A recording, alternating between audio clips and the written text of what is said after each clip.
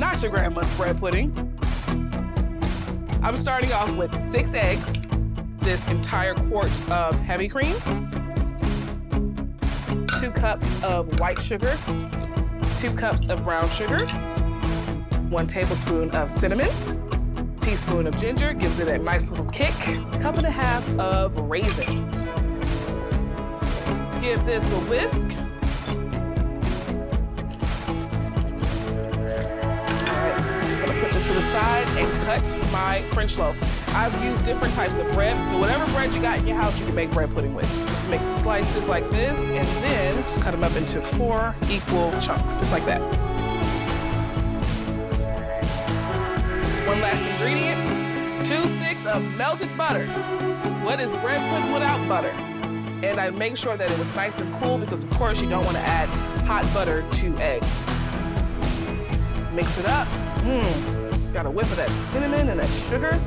I want to make sure that every piece of bread gets some love.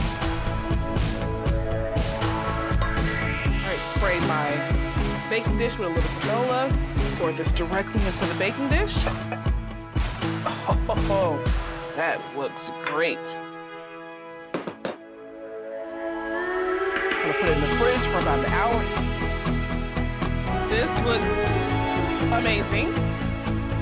So before I put it in the oven, I'm gonna just sprinkle a little bit more white sugar on top, and that's gonna help it get nice and caramelized. So I have my oven preheated to 350. It's gonna bake for about 45 to 50 minutes. My bourbon sauce for that bread pudding. So I've got 3 tablespoons of butter melted. I'm gonna add in about 2 cups of confectioner sugar in here. Get that nice and whisk. I'm gonna add in a little bit of milk, just a little bit to make it nice and smooth. A pinch of cinnamon, just to incorporate some of the flavors I use in the bread pudding. All right, and last but not least, bourbon.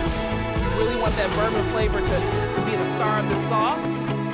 My bourbon sauce is together. I'm not gonna pour it over the bread pudding right now. I'm gonna wait till I pour that bourbon sauce on top, add a little whipped cream on the top, send my guest home with a bang.